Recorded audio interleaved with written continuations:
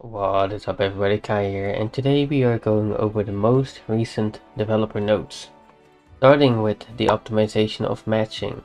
The matching system was quite poor in the most recent beta test, but they plan to change it to whenever someone meets the requirements for a dungeon, they will be able to queue and it will match players dynamically.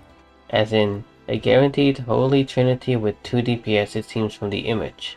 Furthermore, if you queue up and someone fails to accept, it will automatically kick the person that did not accept the queue and queue again. Of course, players can still manually form groups as well. Now, I think this is a great addition honestly. Queuing system was not very good as I mentioned in the last test, and I think this is something that can solve the matching, and if it's a guaranteed holy trinity like it says, it's fine for matching. Next up, life skills. The life skill material processing is entirely removed and now became a part of cooking since it makes more sense this way. There are also 2 new life skills. Craftsman, which can process branches, resin, and logs to make furniture. And the other new life skill is Tailor, which can process plants, cotton, etc. to make dyes. Cloth and leather as well, and cloth and leather furniture, and even some armors. A large amount of raw products were added that can be collected now, mainly for furniture, special props and equipment, and a lot of it seems to be attached to the housing system. Some life skills will not consume energy it seems, but the ones that do not consume life energy cannot be traded on the auction house. However, they can be stored on the shared warehouse. Life skill points continue to exist, but you unlock them after consuming a certain amount of energy now. Furthermore, you can use life skill points on any life skill. The alchemy formula outputs will be better as well.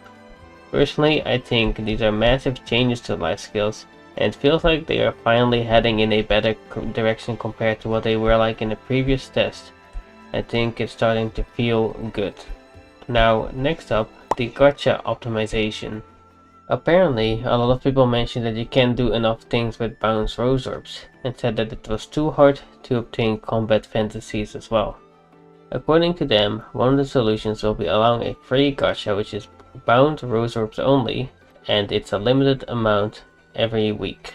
Of course, none of the items from the bound rose orb gacha can be traded, which is fine. However, there are some questionable things about it too. They have added 4 combat fantasies to the bound rose orb gacha, including Aluna, Tina, and a few more. You can get one from pulling on this bound rose orb only gacha. Players can choose what combat fantasy they want to go for at their target to guarantee get the one you want. If you don't get it the first time, you are guaranteed to get it the second time, so basically it's a 50-50.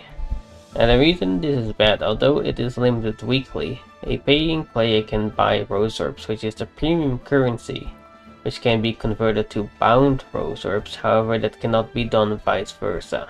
I think this is a problem, unless the weekly limit is really low, which I honestly doubt.